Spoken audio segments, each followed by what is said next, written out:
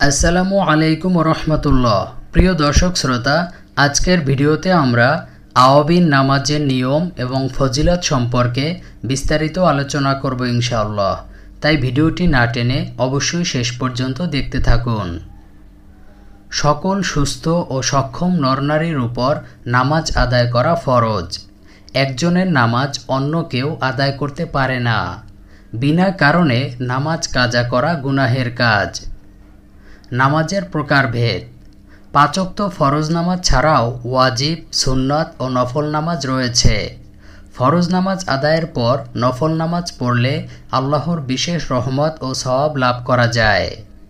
নফল নামাজের মধ্যে একটি গুরুত্বপূর্ণ নামাজ হলো আওয়াবিন নামাজ। আওয়াবিন নামাজ কি? আওয়াবিন নামাজ একটি বিশেষ নফল নামাজ যা মাগরিবের নামাজের পর থেকে ঈশার নামাজের আগ পর্যন্ত পড়া যায়। এই নামাজের ফজিলত অত্যন্ত মহান। আওয়াবিন নামাজের সময়। আওয়াবিন নামাজের সময় হলো মাগরিবের নামাজের পর থেকে ঈশার নামাজের আগ পর্যন্ত। এই সময়ের মধ্যে যে কোনো সময় এ নামাজ আদায় করা যায়। আওয়াবিন নামাজের রাকাত সংখ্যা। এই নামাজ কমপক্ষে 2 রাকাত থেকে সর্বোচ্চ 20 রাকাত পর্যন্ত পড়া যায়। তবে উত্তম হলো 6 রাকাত আদায় করা। 20 রাকাতের বেশি পড়া যাবে না। আওয়াবিন নামাজের নিয়ম। 2 রাকাত করে আদায় করা যায়। সূরা ফাতিহার পর যে কোনো সূরা মিলানো যায়। প্রতিটি রাকাতে সূরা ফাতিহা ও অন্য সূরা পড়তে হবে। শেষ বৈঠকে তাশাহুদ, দরুদ শরীফ ও দোয়া মাসুরা পড়ে সালাম ফিরাতে হবে। নফল নামাজে দীর্ঘ কেরাত, রুকু ও সিজদা করা উত্তম। প্রিয় দর্শক শ্রোতা, এখন আমরা 2 রাকাত আওয়াবিন নামাজ পড়ার বিস্তারিত নিয়ম সম্পর্কে আলোচনা করব। প্রথমে আওয়াবিন নামাজ পড়ার জন্য উঠে দাঁড়াবেন। এরপর নামাজের নিয়ত করবেন। মনে রাখবেন, নামাজের নিয়ত আরবিতে করা বা মুখে উচ্চারণ করে বলা জরুরি নয়, বরং নিয়ত হচ্ছে মনে মনে ইচ্ছা করা বা সংকল্প করার নাম। সুতরাং আমি কিবলামুখী হয়ে 2 রাকাত আওয়াবিন নামাজ আদায় করছি, এই কথাটুকু মনে মনে খেয়াল করবেন। এটা মুখ দিয়ে উচ্চারণ করে বলতে হবে না। তারপর তাকবীরে তাহরিমা অর্থাৎ আল্লাহু আকবার বলে হাত বাঁধবেন। এরপরে নামাজের সানা পাঠ করবেন। সুবহানাকা আল্লাহুম্মা ওয়া বিহামদিকা ওয়া তাবারাকাসমুকা ওয়া তাআলা জাদ্দুকা ওয়া লা ইলাহা গায়রুক। এরপর আউযু বিল্লাহি মিনাশ শাইতানির রাজীম, বিসমিল্লাহির রহমানির রহিম পরে সূরা ফাতিহা পাঠ করবেন। আলহামদুলিল্লাহি রাব্বিল আলামিন, আর রহমানির রহিম, মালিকি ইয়াউমিদ্দিন, ইয়্যাকা না'বুদু ওয়া ইয়্যাকা নাস্তাঈন, ইহদিনাস সিরাতাল মুস্তাকিম, সিরাতাল লাযীনা আন'আমতা আলাইহিম গায়রিল মাগদুবি আলাইহিম ওয়ালাদ-দাল্লিন, আমিন। এরপর আবার বিসমিল্লাহির রহমানির রহিম পরে যে কোনো একটি সূরা মিলাবেন। মনে রাখবেন, আওয়াবিন নামাজের জন্য নির্দিষ্ট কোনো সূরা নেই। আপনার যেটা ভালো মনে হয় সেটাই পড়তে পারবেন, কোনো সমস্যা নেই। ধরুন আপনি সূরা ফালাক পড়বেন। কুল আউযু বিরাব্বিল ফালাক মিন শাররি মা খালাক ওয়া মিন শাররি গাসিকিন ইযা ওয়াকাব ওয়া মিন শাররিন নাফাসাতি ফিল উকদ ওয়া মিন শাররি হাসিদিন ইযা হাসাদ। এরপরে আল্লাহু আকবার বলে রুকুতে যাবেন। রুকুতে যে রুকুর তাসবিহ পাঠ করবেন। সুবহানা রাব্বিয়াল আযীম, সুবহানা রাব্বিয়াল আযীম, সুবহানা রাব্বিয়াল আযীম। এই তাসবিহটি 3 বার, 5 বার, 7 বার এভাবে পড়তে পারেন। তারপর সামিআল্লাহু লিমান হামিদাহ বলে উঠে দাঁড়াবেন। দাঁড়িয়ে পড়বেন রব্বানা লাকাল হামদ। এতটুকু পড়লেই হবে। তবে এর সাথে আরও একটি সুন্দর দোয়া আছে, যেই দোয়াটিও পড়তে পারেন। হামদান কাসীরান তাইয়িবান মুবারাকান ফীহ। হাদিসে এসেছে এই দোয়াটি পড়লে 30 জনের অধিক ফেরেশতা সওয়াব লেখার জন্য প্রতিযোগিতা করেন।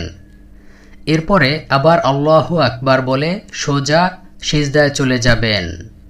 সিজদায় যে সিজদার তাসবিহ পাঠ করবেন। সুবহানা রাব্বিয়াল আ'লা, সুবহানা রাব্বিয়াল আ'লা, সুবহানা রাব্বিয়াল আ'লা। এই তাসবিহটিও 3 বার, 5 বার, 7 বার এভাবে পড়া যায়। তারপর আল্লাহু আকবার বলে বসে যাবেন। এখানে 2 সিজদার মাঝখানে খুব গুরুত্বপূর্ণ একটি দোয়া আছে। এই দোয়াটি পড়তে পারলে অনেক সওয়াব পাওয়া যায়। তবে দোয়াটি না পড়লেও নামাজ হয়ে যাবে। আপনি পড়ার চেষ্টা করবেন। দোয়াটি হলো আল্লাহুম্মা গফিরলি ওয়ারহামনি ওয়াহদিনি ওয়াআফিনি ওয়ারযুকনি। এরপর আবার আল্লাহু আকবার বলে দ্বিতীয় সিজদায় যাবেন। সিজদায় যে সিজদার তাসবিহ পাঠ করবেন। তারপর আল্লাহু আকবার বলে দ্বিতীয় রাকাতের জন্য আবার সোজা হয়ে উঠে দাঁড়াবেন। দাঁড়িয়ে প্রথমে বিসমিল্লাহির রহমানির রহিম পড়ে আবার সূরা ফাতিহা পাঠ করবেন। সূরা ফাতিহা পাঠ করা শেষে আবার বিসমিল্লাহির রহমানির রহিম বলে একটি সূরা তেলাওয়াত করবেন। ধরুন আপনি সূরা নাস পড়বেন।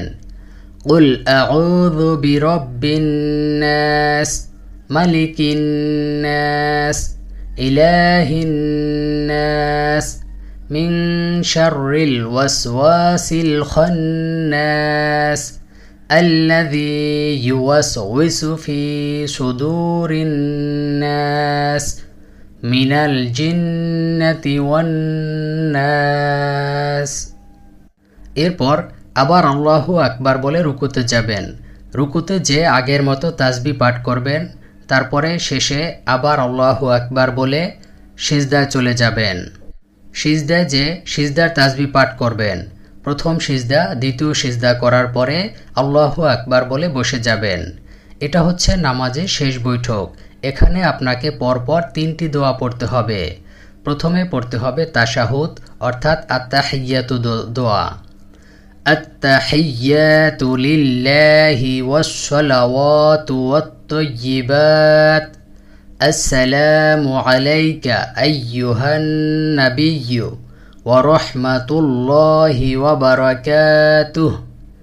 আসসালামু আলাইনা ওয়া আলা ইবাদিল্লাহিস সালিহিন।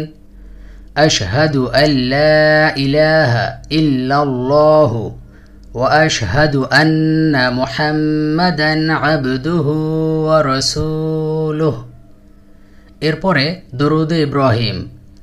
আল্লাহুম্মা সাল্লি আলা মুহাম্মাদিন ওয়া আলা আলি মুহাম্মাদ কামা সাল্লাইতা আলা ইব্রাহিম ওয়া আলা আলি ইব্রাহিম ইন্নাকা হামিদুম মাজিদ। আল্লাহুম্মা বারিক আলা মুহাম্মাদিন ওয়া আলা আলি মুহাম্মাদ কামা বারাকতা আলা ইব্রাহিম ওয়া আলা আলি ইব্রাহিম ইন্নাকা হামিদুম মাজিদ। এরপরে দোয়া মাসুরা। আল্লাহুম্মা ইন্নী যালামতু নাফসি যুলমান কাসীরান ওয়া লা ইয়াগফিরুয যুনুবা ইল্লা আনতা ফাগফিরলি মাগফিরাতাম মিন ইনদিকা ওয়ারহামনি ইন্নাকা আনতাল গফুরুর রহিম।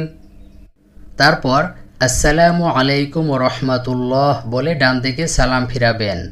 আবার আসসালামু আলাইকুম রহমাতুল্লাহ বলে বাম দিকে সালাম ফিরিয়ে নামাজ শেষ করবেন। এভাবে 2 রাকাত করে মোট 6 রাকাত আওয়াবিনের নামাজ পড়তে হয়। আওয়াবিন নামাজের ফজিলত। হযরত হুযায়ফা রাদিয়াল্লাহু তাআলা আনহু বর্ণনা করেন, আমি নবী সাল্লাল্লাহু আলাইহি ওয়াসাল্লামের সাথে মাগরিবের নামাজ আদায় করলাম। তিনি মাগরিবের পর থেকে ঈশার নামাজ পর্যন্ত নফল নামাজে রত ছিলেন। হযরত আবু হুরায়রা রাদিয়াল্লাহু তাআলা আনহু থেকে বর্ণিত, নবী করিম সাল্লাল্লাহু আলাইহি ওয়াসাল্লাম বলেছেন, যে ব্যক্তি মাগরিবের নামাজের পর 6 রাকাত নফল নামাজ পড়বে এবং এর মধ্যে কোনো কথা বলবে না, আল্লাহ তাআলা তাকে 12 বছরের নফল ইবাদতের সওয়াব দান করবেন।